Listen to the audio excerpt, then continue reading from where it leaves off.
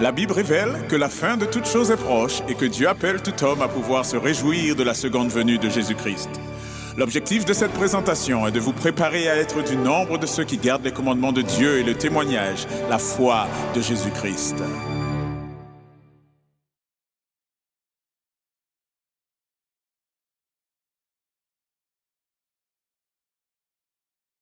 Bonjour à toutes et à tous et bon sabbat.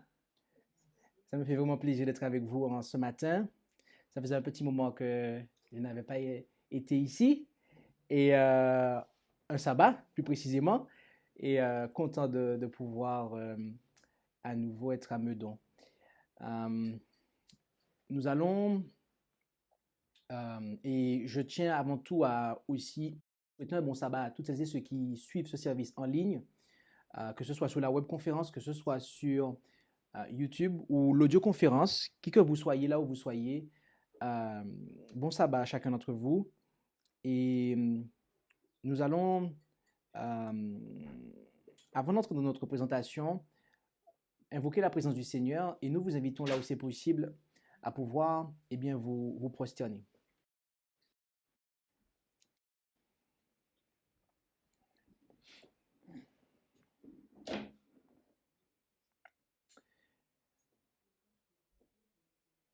Éternel, notre Dieu, notre Père céleste, merci pour ta bonté et ton amour que jour après jour tu manifestes à notre égard. Et merci pour ce jour de sabbat que tu nous donnes. Et en cet instant, nous voulons que tu puisses nous parler, nous instruire. Alors, ouvre notre intelligence ainsi que nos cœurs à la compréhension de ta parole, de sorte que nous comprenions quelle est ta volonté à notre égard, notamment en ces temps dans lesquels nous vivons, ces temps de la fin. Bénis ton peuple, bénis ton serviteur afin qu'il soit une bénédiction pour ton peuple. Et c'est au nom de Jésus que nous t'en prions et pour ta gloire. Amen.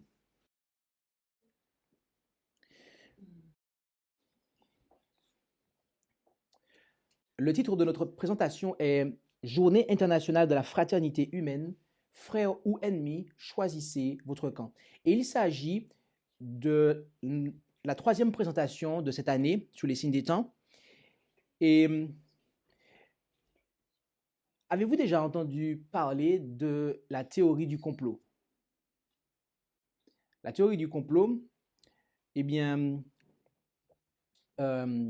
quelque chose qui est décrié en ce moment, et depuis un petit moment d'ailleurs. Et il s'agit, lorsqu'on parle de complot, d'une entente secrète, d'accord, de plusieurs parties, d'accord, au minimum 2 individus, on va dire, et visant à renverser ou à nuire à un autre parti. Et il y a des gens qui sont pour, des gens qui sont contre la théorie du complot. Et depuis quelque temps, nous voyons que il y a quasiment une guerre qui est menée à toutes celles et ceux qui ont tendance à croire à cette théorie du complot. Mais que dit la Bible à ce sujet en fait? Permettez-moi de vous dire une chose, c'est que il y a bel et bien un complot, et ce complot a commencé au ciel. Rendons-nous en Ésaïe, chapitre 14, versets 12 à 14. Où allons-nous? Ésaïe, c'est exact, 14, versets 12 à 14. Et l'Écriture nous dit, « Comment es-tu tombé du ciel, astre brillant, à savoir Lucifer, fils de l'aurore? Comment as-tu été abattu à terre, toi qui foulais les nations? » Verset 13. « Tu disais en ton cœur, je monterai aux cieux, j'élèverai mon trône par-dessus les étoiles de Dieu. Je siégerai sur la montagne de l'assemblée, aux régions lointaines de l'Aquilon. Je monterai sur les hauteurs des nues. Je serai semblable au Très-Haut. Ici, par son serviteur Ésaïe, le Seigneur nous présente ce qui s'est passé dans le cœur d'un être haut placé dans le gouvernement de Dieu, d'un ange haut placé, à savoir Lucifer. Et il avait pour ambition, eh bien, de pouvoir siéger sur le trône de Dieu, d'être semblable au Très-Haut, autrement dit, en fait, de prendre la place de celui qui est le seul semblable au Très-Haut, à savoir Michael, Jésus-Christ. Et cette ambition caressée et frustrée a donné naissance à une guerre au sujet de laquelle nous pouvons lire en Apocalypse 12, versets 7 à 9. Où allons-nous maintenant? C'est exact. Apocalypse 12, versets 7 à 9. Et là, il nous est dit, en Apocalypse 12, versets 7 à 9, « Alors, il y eut un combat dans le ciel. Michel ou Michael, dans le livre de Daniel, et ses anges combattaient contre le dragon, et le dragon combattait avec ses anges. Et ils ne furent pas les plus forts, et leur place ne se retrouva plus dans le ciel.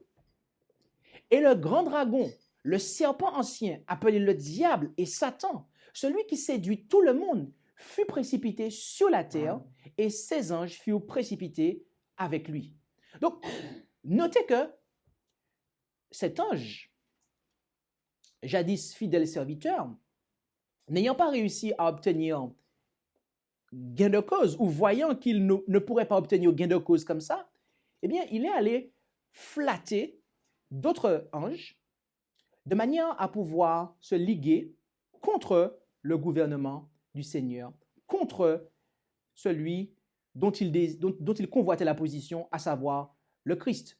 Et il y eut une guerre. Il y eut une guerre. De quelle guerre? Est-ce que vous pensez qu'il y avait des kalachnikovs, des tanks au ciel? Nous allons voir dans quelques instants de quelle guerre il s'agissait. Et ils n'ont pas été trouvés les plus forts. Et ce qui s'est passé, c'est qu'ils ont été précipités sur terre. Donc, le complot s'est alors poursuivi sur la terre. Cette lutte s'est alors poursuivie sur la terre. Et l'ennemi a réussi à séduire le seul monde ayant été fait à l'image de Dieu, à savoir l'humanité. D'accord? La seule race dans l'univers qui a été créée à l'image de Dieu, l'ennemi a réussi à justement les dominer en les faisant pécher. Et après cela, Dieu déclara au serpent: « Je mettrai inimitié entre toi et la femme, entre ta postérité et sa postérité. Celle-ci t'écrasera la tête et toi, tu la blesseras au talon. » Donc, ici, le Seigneur ne s'adresse pas au serpent littéral, ou tout du moins plus au serpent littéral.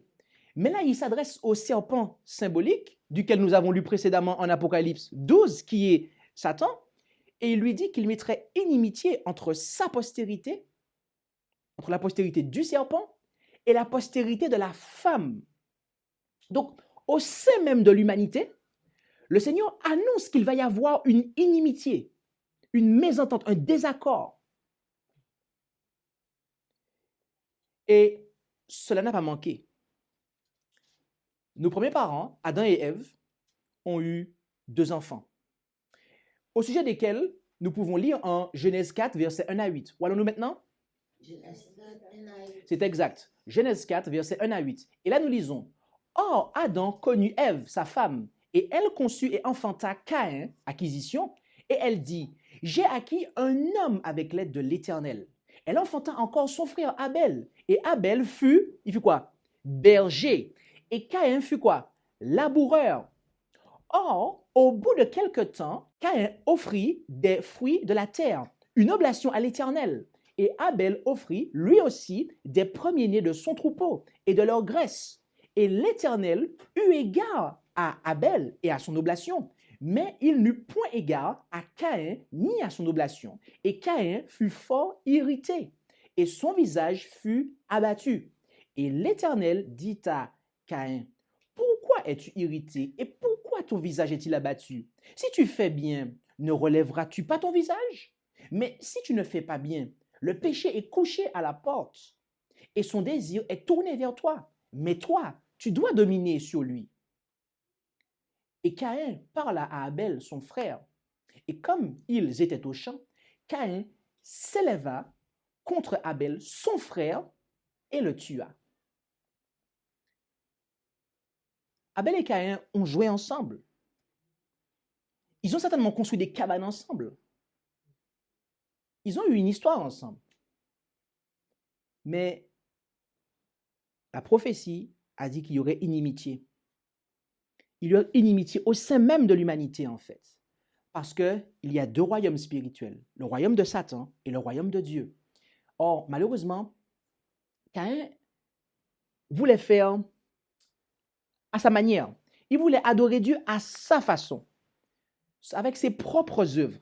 Oui, parce qu'il connaissait très bien le système d'adoration. Il savait qu'il fallait offrir un animal, lequel était le symbole du Messie à venir. Donc, en offrant un animal sans tache, sans défaut, il aurait exprimé sa foi dans le Sauveur à venir, ce que Abel a fait. Mais Caïn n'a pas voulu agir de la sorte. Il a voulu faire ses propres œuvres. Et il a alors pris position, en fait, et suivi en fait, le grand adversaire, et il s'est laissé aller à l'irritation. Et Dieu l'a repris. Dieu lui a envoyé un message pour lui dire, fais attention. Mais il n'a pas écouté. Et qu'est-ce qui s'est passé? Eh bien, il a été comme pris de jalousie pour son frère. Et il l'a éliminé. Il a mis fin à ses jours.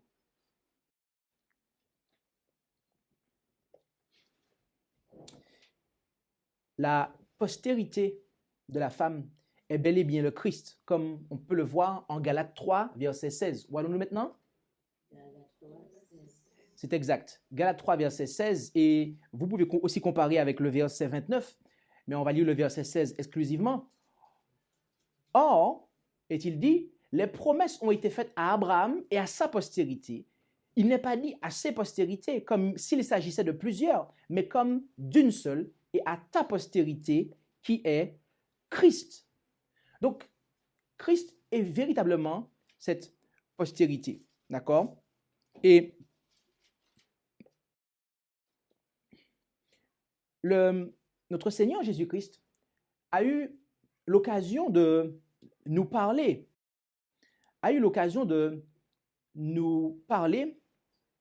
du grand adversaire, notamment lorsqu'il s'adressait à ceux qui voulaient agir à son égard comme Caïn a agi à l'égard d'Abel. Parce que la lutte se poursuivit. La lutte ne s'arrêta pas avec les premiers enfants d'Adam et Ève. Elle se poursuivit au fil des siècles. Et Jésus arrive sur la terre et vous avez un système religieux qui n'est plus au service de Dieu, n'est plus sous le contrôle de Dieu et qui veut éliminer le Fils de Dieu, qui veut lui barrer la route. Et Jésus leur déclara en Jean 8, verset 44. Où allons-nous maintenant? C'est exact. Jean 8, verset 44. Notre Seigneur Jésus leur déclara, le Père dont vous êtes issus, c'est le diable. Et vous voulez accomplir les désirs de votre Père. il a été meurtrier dès le commencement et il n'a point persisté dans la vérité parce qu'il n'y a pas de vérité en lui. Lorsqu'il dit le mensonge, il parle de son propre fond car il est menteur et le père du mensonge. Notez que Jésus a très clairement déclaré à ceux qui voulaient le mettre à mort que leur père était le diable. Pourquoi? Parce qu'ils étaient animés de son esprit en fait. C'était des hommes comme lui, je veux dire, physiquement parlant. Tout comme Caïn et Abel, ils étaient ensemble, ils se voyaient. Mais il y avait deux esprits, en fait, qui les animaient, deux esprits différents, en fait. Et Jésus leur déclara que le diable a été meurtrier dès le commencement. Tiens, est-ce qu'au ciel, il y a eu du sang qui a été versé? Question, deuxième question.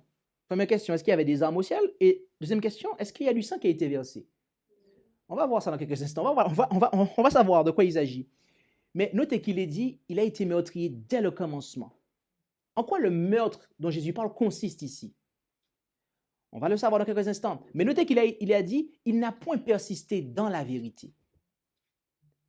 Lorsque l'on rejette la vérité, mes amis, et notez comment il a rejeté la vérité. Notez les raisons qui l'ont poussé à rejeter la vérité. C'est par orgueil, par ambition. C'est parce que le moi a pris le dessus.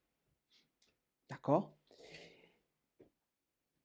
Et Jésus a eu ce problème, pas qu'avec les responsables religieux de son temps, mais dans sa propre famille. En Jean 7, versets 3 à 7, un chapitre avant, Jean 7, versets 3 à 7, il nous est dit ici que « Et ses frères lui dirent, pars d'ici et va en Judée, afin que tes disciples voient aussi les œuvres que tu fais. Car personne ne fait rien en cachette quand il cherche à être connu. Si tu fais ces choses, montre-toi toi-même au monde. » Car ses frères même ne croyaient pas en lui. Et au verset 6, il nous est dit, Jésus leur dit, « Mon temps n'est pas encore venu, mais votre temps est toujours venu. Le monde ne peut vous haïr, mais il me hait, parce que je rends de lui le témoignage que ses œuvres sont mauvaises. » Notez pourquoi Jésus était haï. C'est parce qu'il rendait témoignage au monde, d'accord, que les œuvres qu'il pratiquait étaient mauvaises. Et notez que lorsqu'il dit le monde ici, il inclut les responsables religieux. On pourrait penser que c'était les païens, là, etc. Non, non, non, non. Là, le monde fait allusion, en fait, aux personnes dont les principes sont opposés à ceux de Dieu. Et là, en fait, il applique le mot monde aux responsables religieux, des observateurs du sabbat.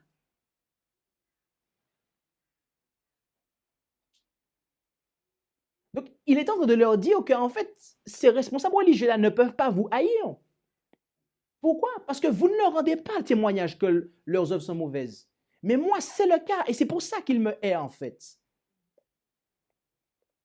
Ses propres frères, des gens avec qui il a joué quand il était petit, autour de la table de laquelle il a mangé avec eux.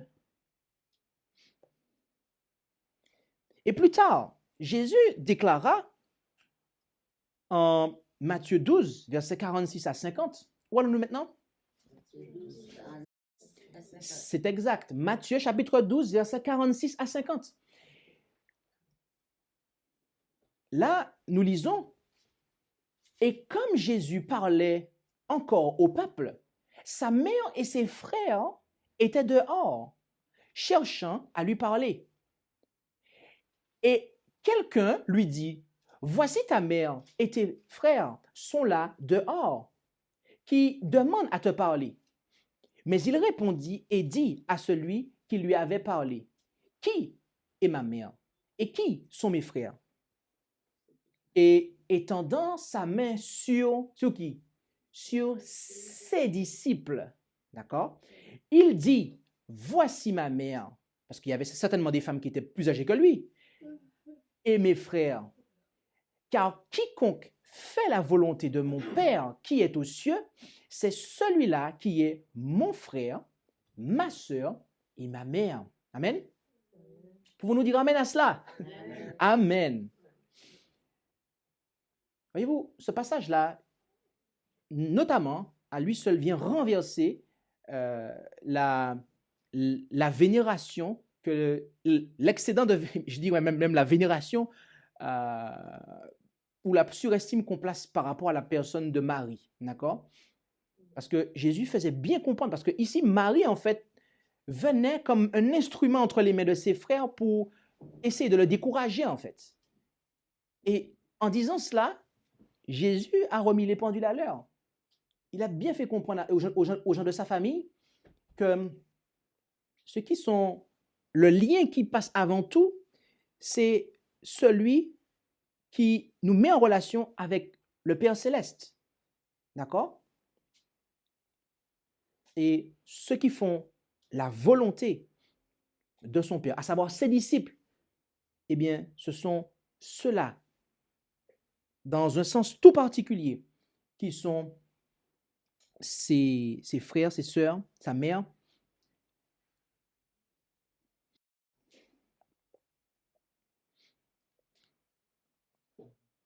Jésus a eu l'occasion de déclarer encore en Matthieu 10, versets 34 à 39. Où allons-nous maintenant? Matthieu 10, 34 à 39. C'est exact.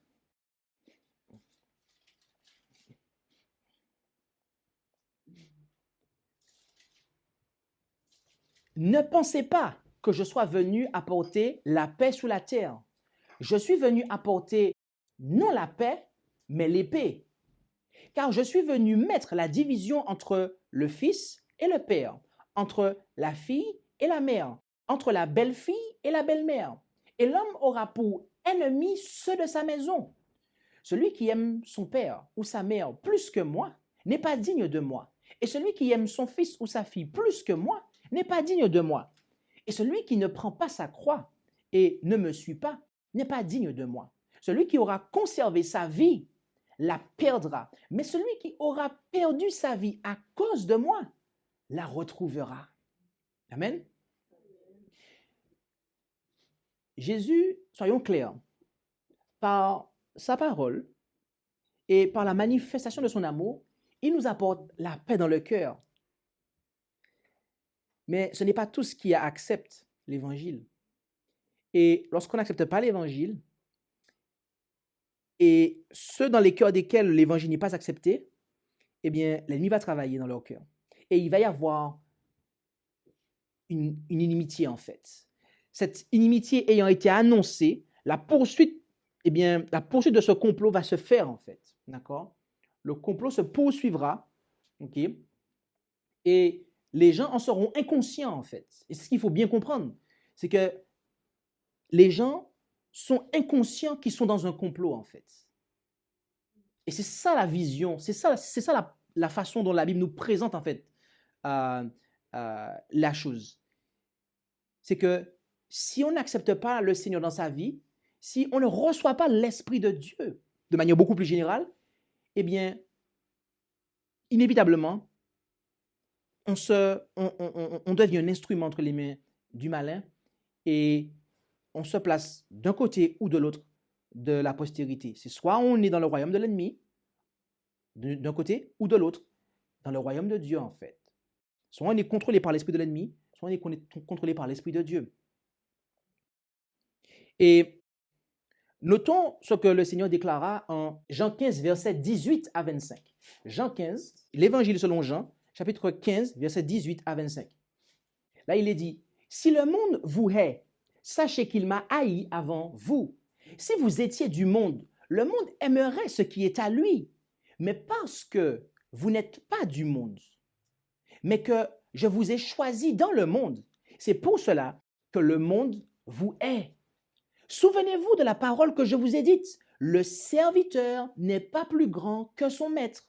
S'ils m'ont persécuté, ils vous persécuteront aussi. S'ils ont observé ma parole, ils observeront aussi la vôtre. Mais ils vous feront tout cela à cause de mon nom, parce qu'ils ne connaissent point celui qui m'a envoyé. Si je n'étais pas venu et que je ne leur eusse pas parlé, ils n'auraient point de péché.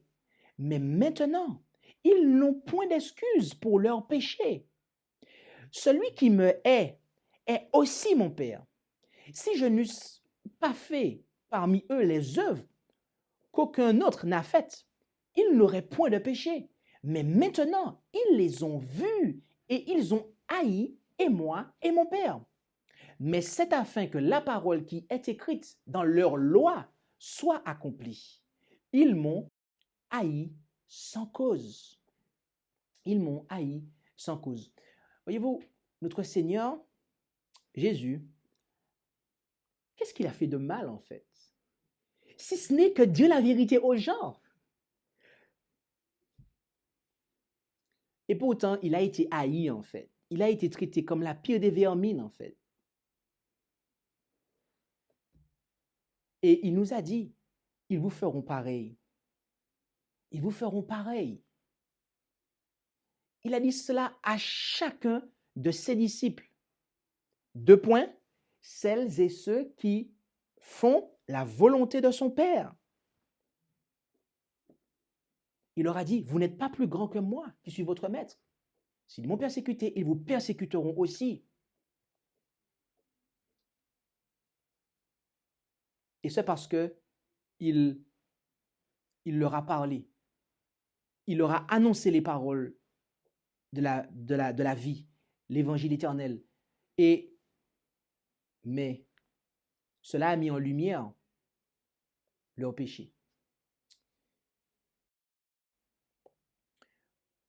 Considérons maintenant un passage qui est en 1 Jean, la première épître de Jean, chapitre 3, verset 8. Où allons-nous? C'est exact. 1 Jean 3, verset 8.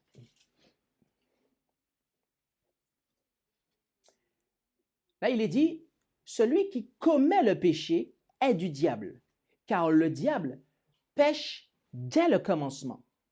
Or, le Fils de Dieu apparut pour détruire les œuvres du diable.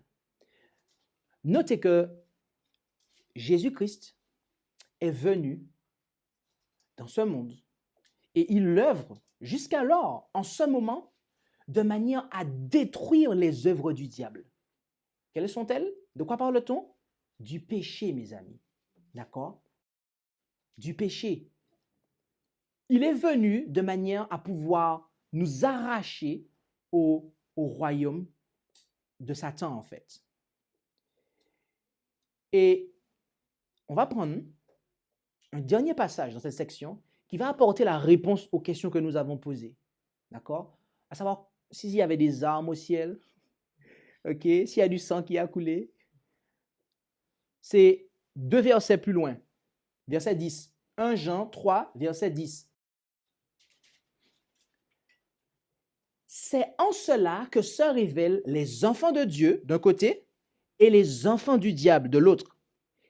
Quiconque ne pratique pas la justice, autrement dit, ne fait pas ce qui est juste, droit, n'obéit pas, premièrement, et deuxièmement, n'aime pas son frère,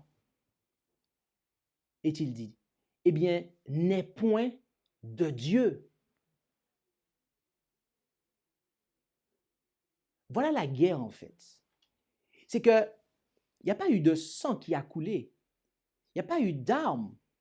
Mais il y avait, en fait, une haine. Il n'y avait plus d'amour dans le cœur, en fait, de Satan et des anges qui l'ont suivi. Et permettez-moi de vous dire que s'ils le pouvaient, ils auraient fait un carnage au ciel. Parce qu'il n'y a qu'à voir ce qui se passe dans ce monde. Tout le sang qui coule, en fait, toutes les guerres. Au ciel, ils ne pouvaient pas faire ça. Mais sur la terre, avec des hommes mortels, regardez ce qu'il en est. Donc, s'ils le pouvaient, si cela était en leur possibilité,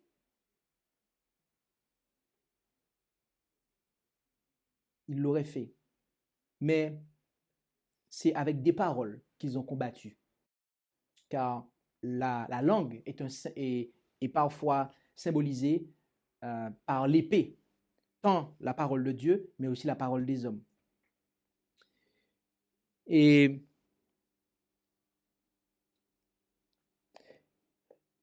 permettez-moi de vous dire, bien-aimés, que à l'heure où nous parlons, ce complot se poursuit toujours sur la terre.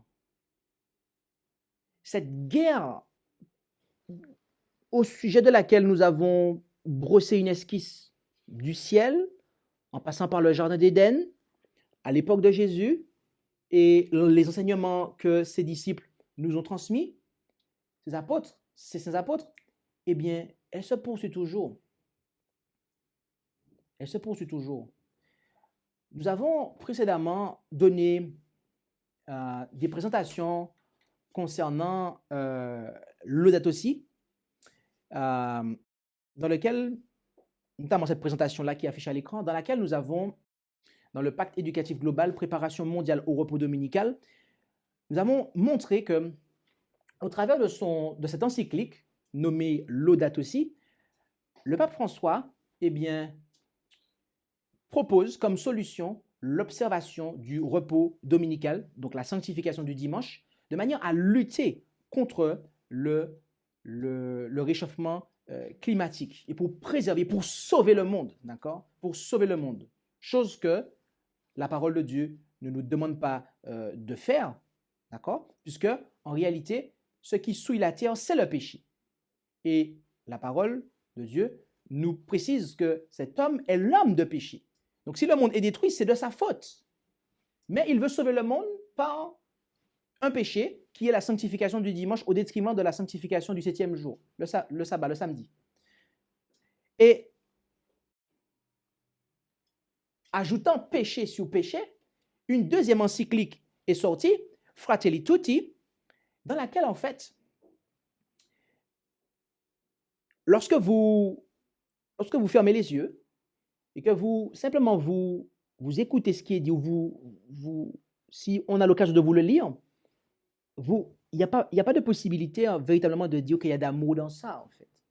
Parce que dans cette encyclique, on prive les gens de leur propriété, d'accord? On parle d'imposer un gouvernement mondial. Les libertés de communication sont enlevées, d'accord? Et c'est véritablement du communisme, en fait, ce qui est préconisé ici, en fait. Et dans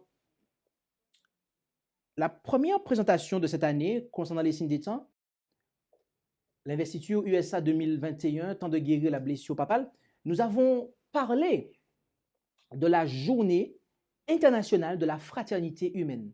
Nous avons vu en fait que l'ONU, eh bien, a adopté un jour, et ce sous l'influence de la papauté, de manière à commémorer, de manière à aller dans le sens de l'encyclique précitée, à savoir Fratelli Tutti. Ce qui est quelque chose de très fort, mes amis. Car rappelez-vous que cette puissance, cette puissance-là, la papauté, a reçu une blessure mortelle en 1798, comme nous dit la prophétie, à l'issue des 1260 jours prophétiques ou années littérales. Et ne voilà-t-il pas qu'elle arrive maintenant à influencer le monde à adopter un jour pour commémorer une encyclique.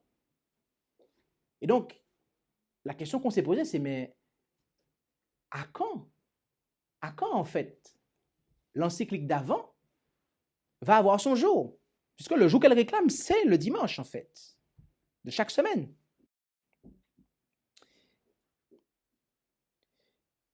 Et effectivement, le 4 février 2021, il y a eu célébration de cette journée internationale de la fraternité humaine. Et le pape François a eu l'occasion de déclarer que tous ceux qui refuseront et nous le formulons ainsi pour que vous puissiez comprendre, que tous ceux qui refuseront d'être frères dans l'esprit de Fratelli Tutti, eh bien, seront des ennemis du gouvernement mondial. En effet, dans un article qui est paru sous la version anglophone de Vatican News, que nous avons traduit ici pour vous, parce que la version francophone, je l'ai dit au passage, il manquait des phrases en fait. Mais dans la version anglophone, il y a, les propos sont rapportés de manière beaucoup plus claire. Là, nous lisons que, et on va lire uniquement ce qui est en rouge pour gagner du temps, le pape François appelle à un monde de respect mutuel, soulignant que nous pouvons soit choisir d'être frères et sœurs, soit tout perdre. Il y a un choix. On demande de choisir en fait. C'est soit on est frères et sœurs, soit on perd tout en fait. Or, rappelez-vous que dans Fratelli Tutti, en fait, on nous prêche le communisme en fait. On avance que, en fait, les gens peuvent être privés de leurs biens en fait. Plus bas, en rouge en bas, aujourd'hui, la fraternité est la nouvelle frontière de l'humanité. Soit nous sommes frères, soit nous nous détruisons les uns les autres. Donc, autrement dit, si vous ne rentrez pas dans cette fraternité que nous vous proposons, en fait, vous n'avez pas votre place dans l'humanité, en fait. Vous n'avez pas votre place sur terre, en fait. Plus bas encore, la fraternité doit se construire non par la négociation, mais par le respect de nos différentes cultures et traditions. Ça, c'est subversif, là. C'est contradictoire, en fait. Il déclare que la fraternité doit se construire non par la négociation, mais par le respect de nos différentes cultures et traditions. Ce qu'il veut dire par là, en fait, c'est que moi, je crois en ça. Toi, tu crois en ça. OK, tu dois respecter ce que je crois, et moi, je respecte ce que tu crois, en fait.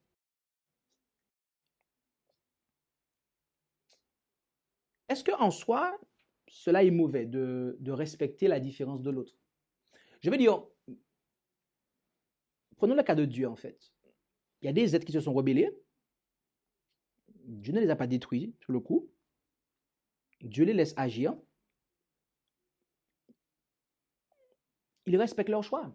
Dieu ne les force pas à agir contrairement à leur volonté. Et cela s'applique à chacun d'entre nous, en fait. Parfois, nous choisissons de désobéir à Dieu. Dieu nous laisse aller. On paye les conséquences. On se casse la figure. Et puis après, si on est un tant soit peu sincère, on revient à Dieu parce qu'on a reconnu qu'on aurait dû faire ce que Dieu nous dit de faire. Mais le problème qu'il y a ici, en fait, c'est que ceux qui s'opposent, ceux qui vont annoncer un message qui va aller à l'encontre et un message qui serait de nature à déranger, en fait, la tradition des autres, eh bien, on ne peut pas négocier, en fait. Nous, tout en bas, nous ne pouvons pas dire que nous sommes frères ou non frères. Soulignons plutôt que nous sommes soit frères, soit ennemis, parce que l'indifférence est une forme très subtile d'inimitié. Donc, voilà en fait le fond de la pensée de l'homme qui a inspiré la journée internationale de la fraternité humaine. Et à partir de l'année prochaine, lorsque vous lisez les articles qui sont parus par rapport à cette journée-là, en fait, ils vont encourager, pour ne pas dire forcer, en fait, les gens à rentrer dans ça, en fait. D'accord? Parce que, excusez-moi, réfléchissons 2 secondes. Lorsque vous dites aux gens, c'est soit on est frère, soit on est ennemi, et qu'après vous dites que vous allez les encourager, je veux dire, quand vous avez dit qu'on est soit frère, soit ennemi, je veux dire, quel contexte que vous placez devant les gens, en fait? En fait, il y a un esprit que vous venez placer derrière ça, en fait. Et notez que l'ONU a accepté de pouvoir commémorer cette journée-là. L'ONU, sous l'inspiration de la papauté notamment, ont mis en place cette journée du 4 février. Et quelques jours après, le 12 février 2021, nous apprenons, et je vais le formuler ainsi, que les croyants en la Bible opposés aux lesbiennes, gays, bisexuels, transsexuels, donc LGBT, seront bientôt placés sur liste noire et considérés comme complotistes. En effet, sur le site de Center for Family and Human Rights, donc c'est une branche onusienne en fait, d'accord, une branche de l'ONU, eh bien, on nous dit que le Bureau des droits de l'homme des Nations Unies prépare une liste noire mondiale des groupes de haine LGBT. D'accord? De quoi s'agit-il? Accrochez-vous, accrochez-vous. Le Bureau des droits de l'homme des Nations Unies recueille des noms de toute personne qui s'oppose de quelque manière que ce soit à l'agenda LGBT. Notez qu'il est dit de quelque manière que ce soit. Ça peut être actif, ça peut être passif. Du moment que vous êtes contre, vous allez être blacklisté, sous liste noire. Les politiciens, les chefs religieux et les organisations du monde entier qui défendent la vie et la famille seront probablement mis sur une liste noire. Cette nouvelle mesure radicale peut être utilisée pour imposer des sanctions aux défenseurs de la famille et les exposer à des attaques terroristes. Oui, mes amis, vous avez bien entendu. Parce que si vous êtes blacklisté, de ce fait, vous êtes considéré comme un ennemi, qu'est-ce qui se passe en fait? Eh bien, vous êtes la cible potentielle d'attaques terroristes en fait.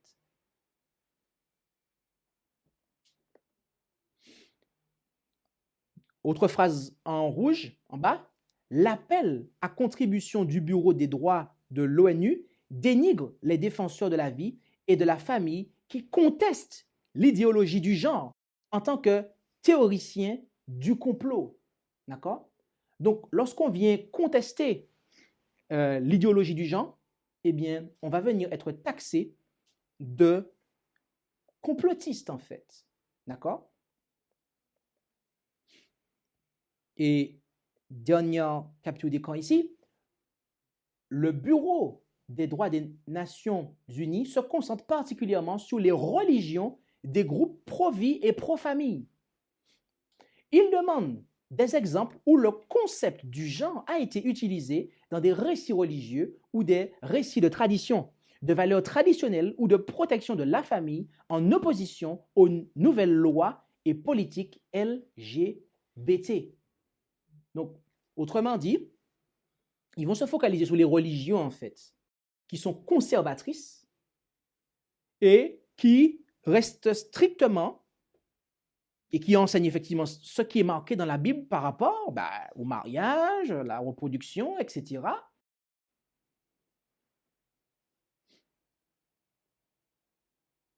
Parce que cela vient s'opposer, en fait, à l'agenda LGBT. En bas, dernière phrase, les démocrates ont présenté un projet de loi au Congrès américain pour créer une blacklist internationale similaire l'année dernière, appelée Global Respect Act, imposant des sanctions à tous les étrangers qui s'opposent aux droits des LGBT. Donc, mes amis, notez juste ce qui est en train de se passer en fait. Vous avez des institutions mondiales qui sont sous l'influence de la papauté et qui cherchent en fait à unir l'humanité, mais qui consciemment ou inconsciemment oublient ou ignorent, devrais-je dire, qu'il y a une inimitié en fait entre le royaume de Dieu et le royaume de Satan. Et en fait, ils sont en train de se préparer à faire comme Caïn, en fait. Ils sont en train de se préparer à faire comme Caïn. Ils veulent subsister, vivre. D'entre eux, il y en a même qui veulent adorer Dieu, mais à leur façon, selon leurs propres œuvres. Et ce sont ceux qui se rangent du côté de Abel qui vont être la cible. Ceux qui sont contre l'agenda LGBT. Êtes-vous un adventiste du 7e jour?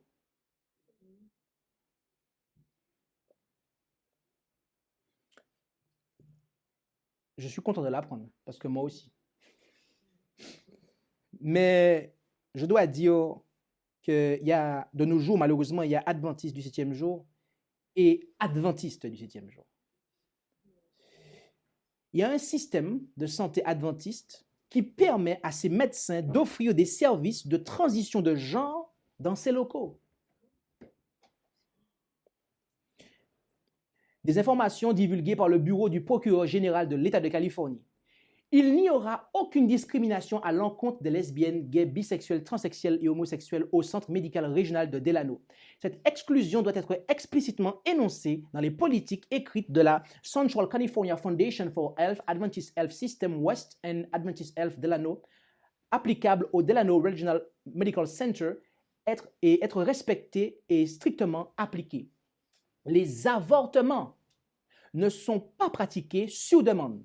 L'équipe clinique et les prestataires de soins orientent les patients en fonction de leurs souhaits. Adventist Health, en tant que système, n'interfère pas et ne guide pas ces recommandations. Et là, on pourrait se dire, ouh. Mais la suite, les décisions sont prises par le médecin et le patient. Et, ça continue, Adventist Health soutient les souhaits de la patiente pour une telle orientation dans la mesure du possible. Mes amis, imaginez-vous que vous avez des enfants et que vous dites à votre enfant, je ne veux pas que tu fumes. L'enfant comprend, ok, maman ne veut pas que je fume, papa ne veut pas que je fume.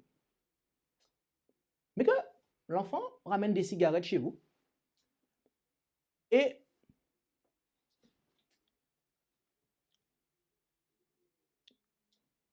vous lui dites, je ne veux pas que tu fumes, hein? Mais bon, tiens un briquet, allez, vas-y.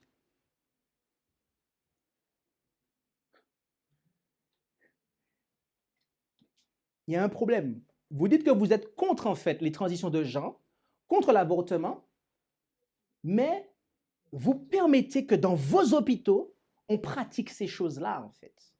Et vous dites que vous allez même soutenir les souhaits des patients.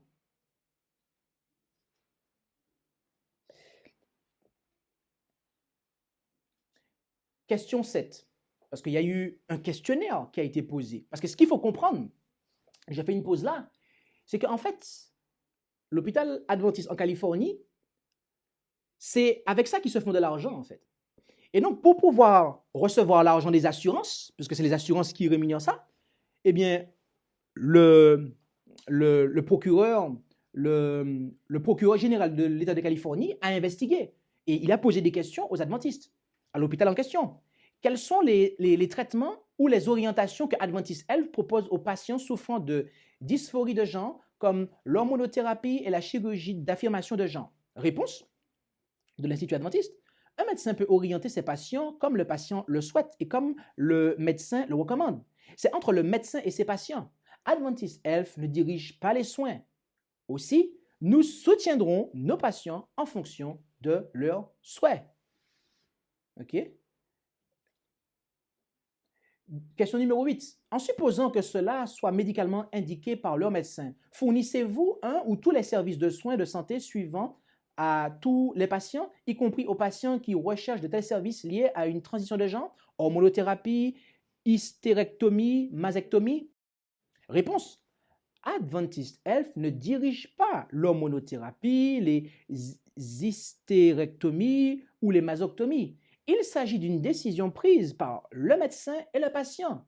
Et s'il est élu, elle pourrait être effectuée dans nos établissements. Donc, vous avez des gens qui veulent changer de sexe, qui vont vouloir changer de sexe, et ils vont aller dans un institut adventiste, et ils vont se refaire une poitrine, ils vont se créer un organe sexuel, et puis après, ils vont aller dehors, ils vont dire, « Hey, comment es-tu devenu une femme ou un homme ?» Il va dire, « Ah, mais c'est grâce aux adventistes, en fait. C'est grâce à l'hôpital adventiste que j'ai fait ça. » Quel témoignage qu'on rend, en fait, mes amis? Dites-moi, quel témoignage qu'on rend, en fait? Je vous pose une question. Est-ce qu'un tel système, d'après vous, hein, d'après ce qu'on voit, est-ce qu'un tel système sera placé sur la liste noire du gouvernement mondial, en fait?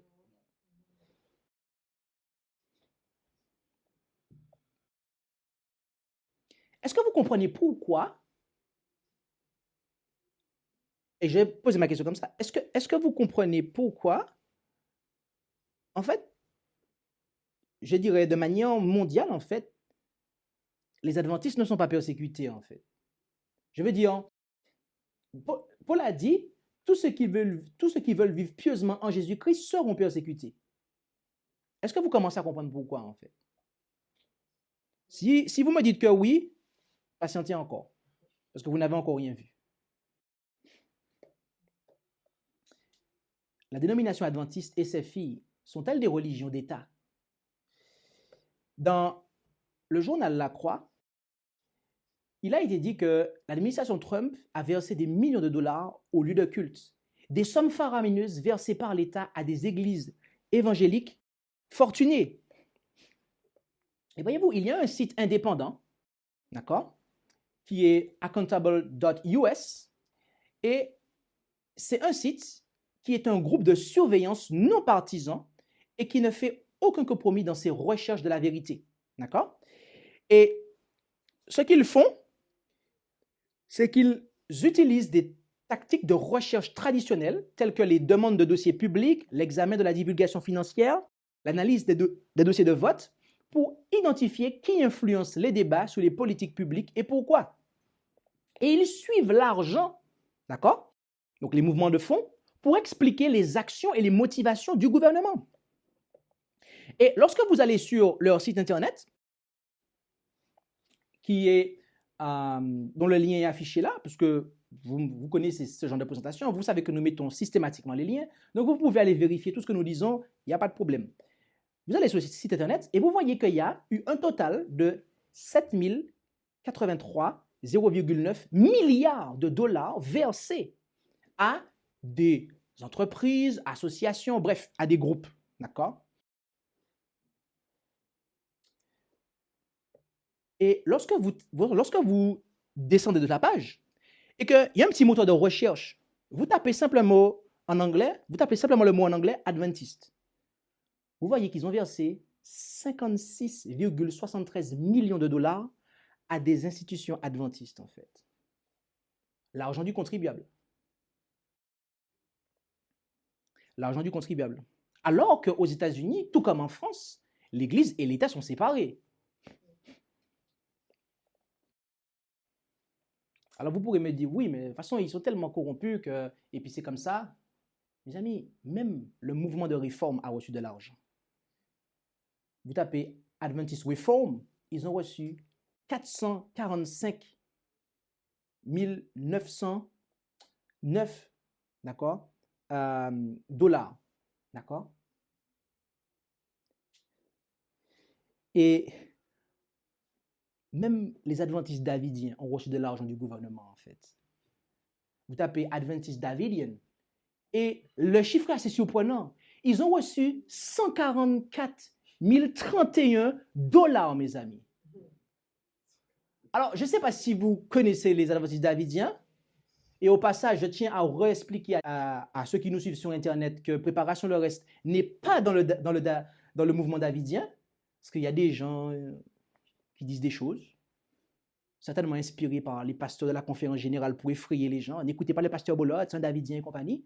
Nous ne sommes pas des davidiens, on l'a déjà dit en plus, donc on le répète encore. Mais si vous connaissez les davidiens, ils prêchent souvent sur les 144 000. Et là, ils ont reçu 144 031 dollars du gouvernement, en fait.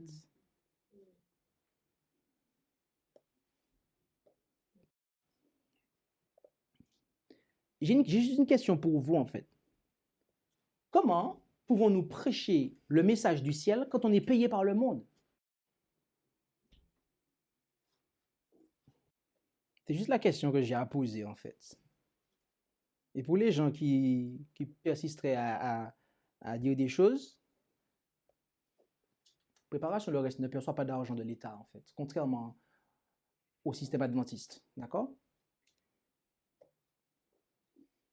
Et par la grâce de Dieu, nous prêchons le message des 3 anges, sans l'argent du monde. Mais vous recevez l'argent du monde. Est-ce que vous prêchez le message aux gens? Je vous pose la question simplement, en fait. Où est passée la tragédie des siècles, en fait? Où est passée la grande controverse? Ah non, on l'a enlevé parce que dans le mot controverse, on peut entendre le mot complot. Et comme il ne faut pas passer pour des théoriciens, donc on a mis le grand espoir.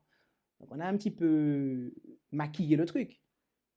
C'est pas que du maquillage, mes amis. Là, il y a beaucoup de choses qui ont été enlevées, en fait. Je suis désolé, mes amis.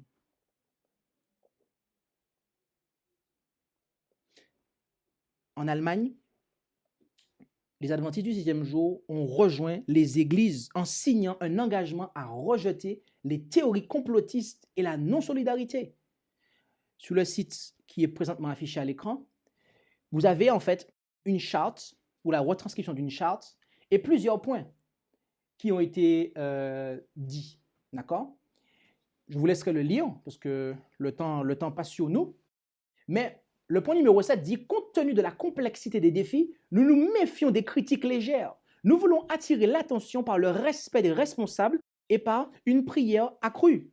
Nous rejetons expressément les théories du complot et les comportements non solidaires.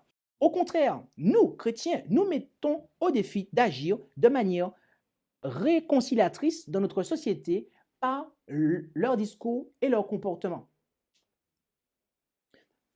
Est-ce que il nous faut prier pour ceux qui nous dirigent du point de vue civil? Bien évidemment, la Bible nous le dit, d'accord? Mais n'oubliez pas une chose, c'est que Apocalypse 12, avant de nous présenter le dragon comme étant le symbole de Satan, nous présente le dragon comme étant le symbole de la Rome impériale, le pouvoir civil. Donc, il arrive que, malheureusement, et comme il est déjà arrivé dans l'histoire, que l'ennemi se sert du bras civil pour opérer des choses qui sont contraires à la volonté de Dieu.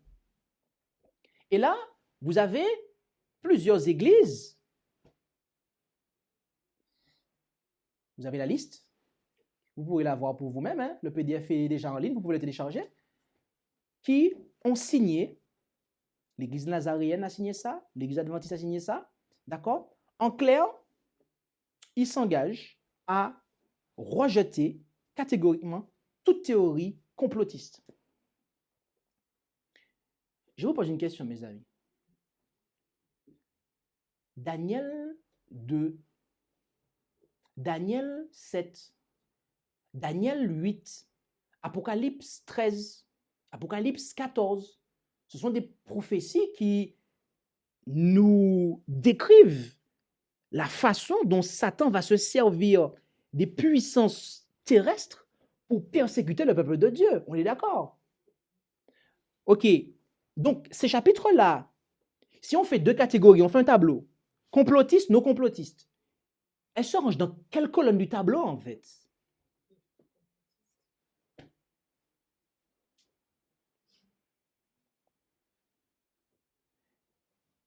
Comment peut-on prêcher au monde l'avertissement solennel d'Apocalypse 14 après avoir signé un tel document?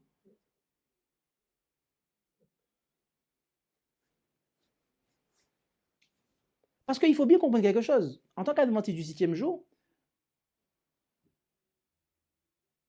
lorsque nous prêchons la Bible, lorsque nous annonçons la prophétie, on ne cible pas des hommes, mais on parle en fait d'entité, d'accord? De système en fait. De système. La prophétie parle de système. Et cela est trop souvent mal compris.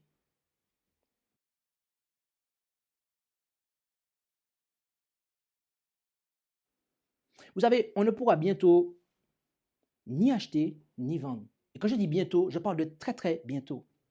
On ne pourra bientôt ni acheter ni vendre sans le passeport vaccinal. Microsoft, Salesforce et Oracle prévoient de développer un passeport de vaccination numérique COVID. Et vous avez au Royaume-Uni, ils parlent d'avoir un passeport vaccinal pour les magasins. La phrase en bas en rouge, les magasins et les restaurants pourraient exiger des clients qu'ils présentent des passeports vaccinaux dans le cadre de plans envisagés par le gouvernement. Et Tony Blair, l'ancien premier ministre du Royaume-Uni, qui, au passage, je le précise, est un catholique romain, a déclaré que le passeport vaccinal est inévitable. Cela est inévitable. Et en ce moment, lorsque vous regardez l'actualité, de quoi parle-t-on par rapport à ça? Passeport vaccinal. Il y a un débat. Et ils sont en train de faire des sondages, d'accord, pour savoir comment les gens se positionnent en fait. Sauf qu'il y a déjà plusieurs pays en Europe qui ont déjà un système de passeport vaccinal en fait. Danemark, la Suède, je crois. Il y a plusieurs pays qui ont déjà ça en fait.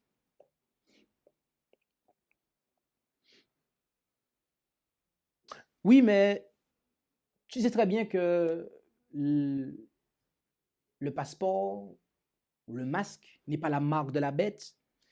Donc, si on le prend, bon, on n'est pas en désaccord. On n'est pas en désaccord avec Dieu. Alors, ma question est, si la sanctification du dimanche vient ensuite à être incluse dans les critères commerciaux de ce passeport vaccinal, avec lequel on sera, et ce sera cela en fait, qui, d'après ce qui est dit, d'après la façon dont on voit les choses se présenter, qui sera mis en place pour que les gens puissent entrer dans les commerces, acheter. Est-ce qu'on sera prêt à rester fidèle à Dieu en fait? Parce que rappelez-vous comment les choses ont été mises en place. Rappelez-vous de l'histoire passée en fait. Rappelez-vous comment le dimanche a été mis en place dans l'Église catholique. Ça n'a pas été fait du jour au lendemain. Et ils ont laissé en fait, il y avait 2 jours d'adoration. Il y avait le samedi et le dimanche. Ça veut dire que les gens avaient un laps de temps en fait. Il y a eu un laps de temps avant que véritablement on ne condamne, on ne persécute ceux qui persistaient en fait dans l'observation du sabbat, du 7e jour. Et là, mes amis, il se pourrait, je dis bien, il se pourrait que on rentre dans cela en fait, en quelque part. Il se pourrait que on ait un moyen qui nous soit imposé de pouvoir contrôler nos achats et que si on n'a pas cela, eh bien, on ne peut ni acheter ni vendre. On ne peut pas commercer, on ne peut pas travailler. Et qu'il n'y ait pas tout de suite, en fait, il n'y ait pas tout de suite le sabbat dont il est question, le jour du repos. Mais que cela vienne quelques années après, peut-être 1 an, 2 ans, 3 ans, 4 ans après, une fois que l'honnête aussi sera bien rentré dans la tête des gens, et que peut-être certains parmi nous vont rentrer dans ce système-là de passeport. Mais une fois qu'on rentre dedans, avec la connaissance qu'on a de par la prophétie, de par le plan de Dieu, est-ce que on se rend compte en fait qu'à un moment, notre vie sera mise à mort? On sera menacé de mort en fait. On ne pourra ni acheter ni vendre. Donc, sommes-nous en train de nous préparer à rester fidèles à Dieu? Vous savez,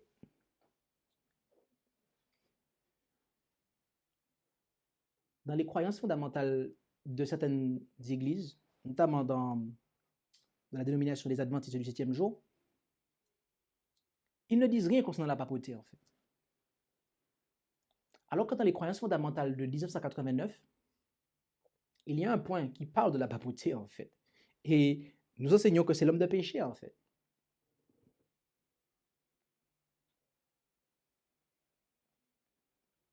Petit message à ceux qui veulent prendre le baptême. Petit message à ceux qui sont membres d'église. Un petit message que j'envoie et que Dieu envoie ce matin à celles et ceux qui, d'une façon ou d'une autre, sont dedans ou sont proches des adventistes du 7e jour historiques qui sont basés sur les croyances fondamentales de 1989. Êtes-vous prêt à être placé sur une liste noire?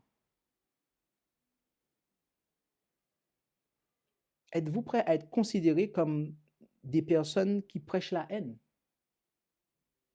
Tout simplement parce que vous adhérez à un message prophétique qui nous a été donné depuis des siècles, en fait.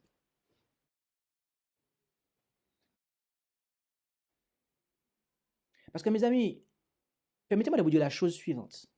Si vous n'êtes pas prêt à être considéré comme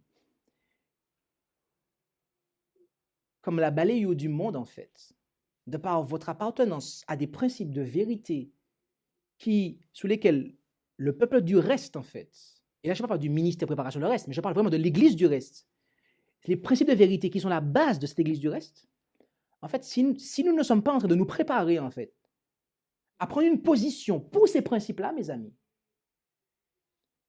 je vous le dis simplement, nous allons être des traîtres. Nous allons être des traîtres, mes amis. Nous allons juste être des traîtres, en fait.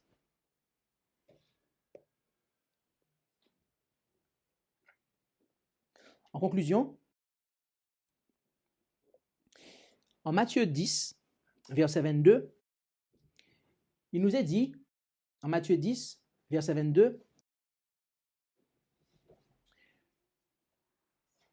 Jésus déclara, « Et vous serez haïs de tous à cause de mon nom, mais celui qui persévérera jusqu'à la fin, c'est celui-là qui sera sauvé. » Jésus nous a avertis, vous allez être haïs de tous à cause de mon nom. Et il nous précise, c'est celui qui persévérera jusqu'à la fin qui sera sauvé. Persévérer jusqu'à la fin? Mais dans quoi? Dans quoi? Apocalypse 14, verset 12 nous le dit. Apocalypse 14, verset 12. C'est ici la patience ou la persévérance, lisons-nous dans certaines versions, des saints. Ce sont ici ceux qui gardent les commandements de Dieu et la foi de Jésus. C'est dans la persévérance des commandements de Dieu et de la foi de Jésus. Ou autrement dit, on peut dire aussi de son témoignage, l'esprit de prophétie. C'est dans ça qu'il nous faut persévérer, mes amis, jusqu'à la fin. Si nous voulons, eh bien, conserver le salut que Jésus-Christ nous a acquis. En Ésaïe 51, verset 7, encore, on a cette promesse. Ésaïe 51, verset 7. Il est dit, « Écoutez-moi, vous qui connaissez la justice, peuple dans le cœur duquel est ma loi. Ne craignez pas l'opprobre des hommes et ne soyez point effrayés de leurs injures. » Cette promesse est à qui? Elle est à toi, ma chérie. Elle est pour toi, ma chérie aussi, et à toi, mon champion, et à vous toutes, à vous tous. Vous tous qui avez pris résolution de serrer dans votre cœur, d'accord, la loi de votre Dieu, du Créateur du ciel et de la terre, d'accord?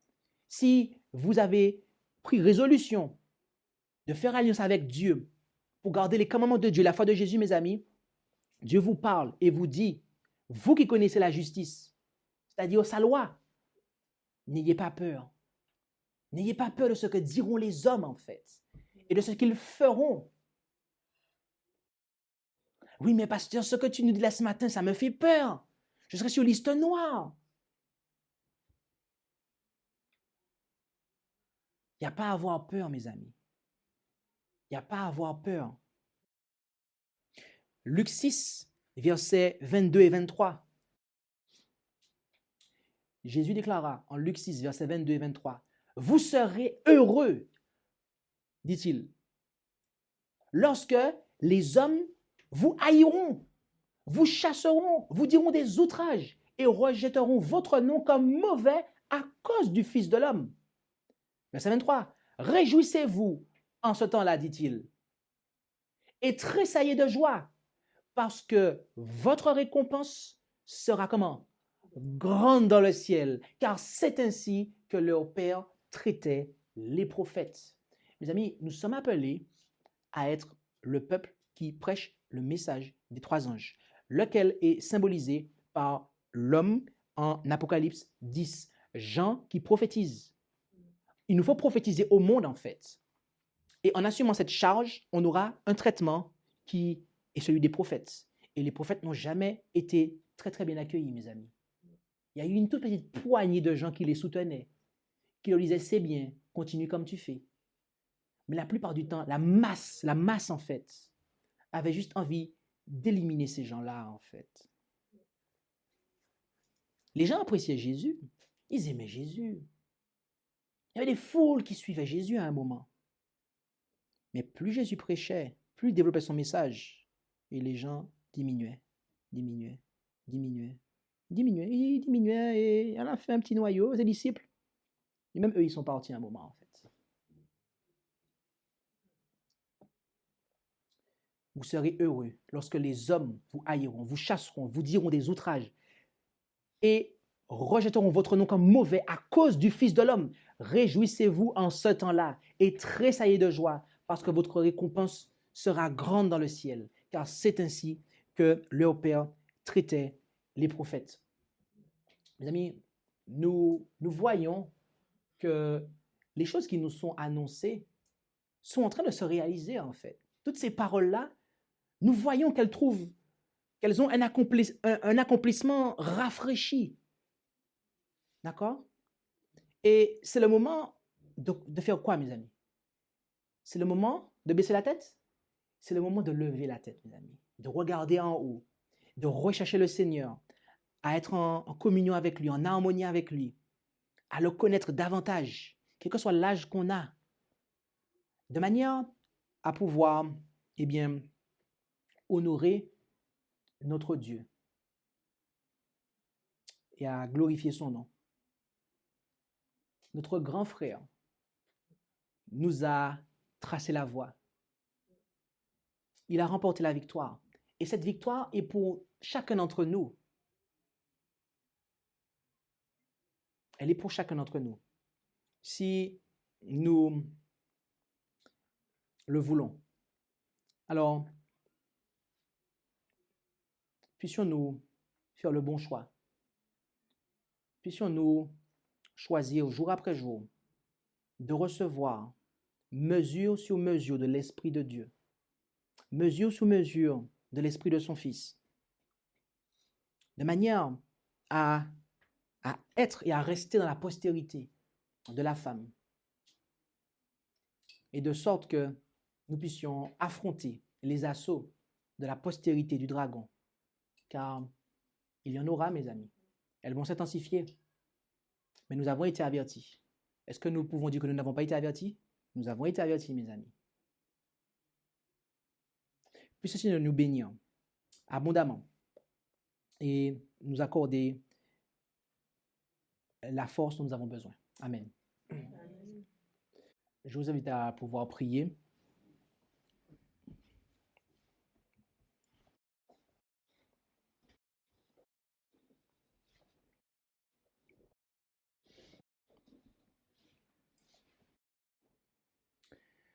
Notre Dieu, notre Père céleste, nous te remercions pour ta parole, qui est véritablement cette lampe à nos pieds et cette lumière sur notre sentier.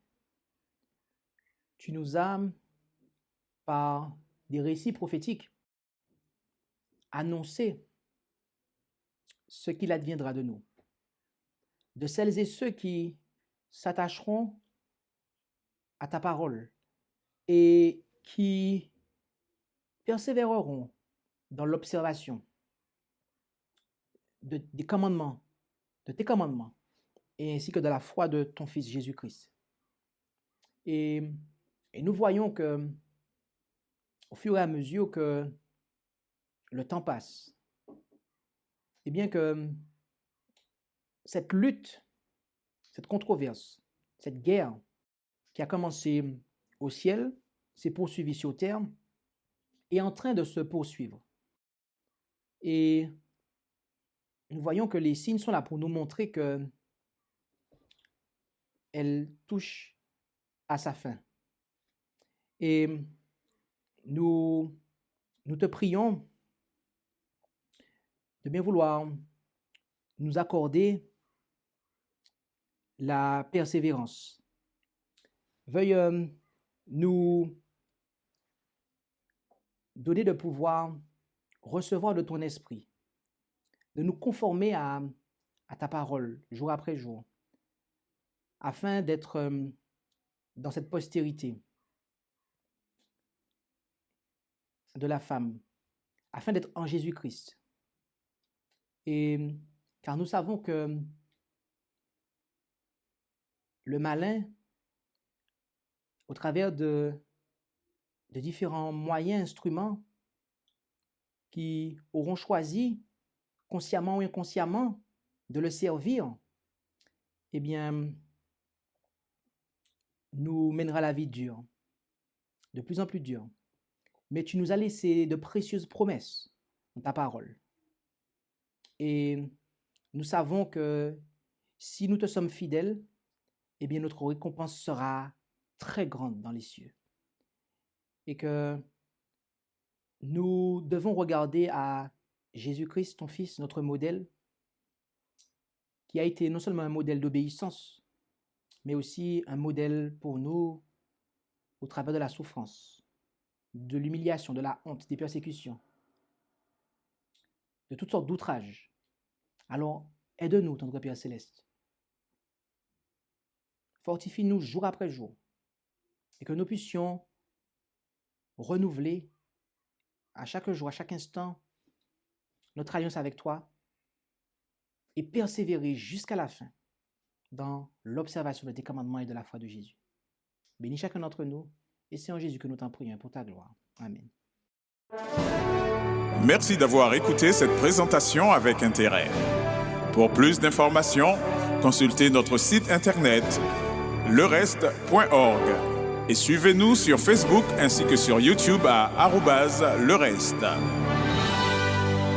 Vous pouvez aussi nous contacter par email à info@lereste.org ou par téléphone au +33 6 12 60 13 69.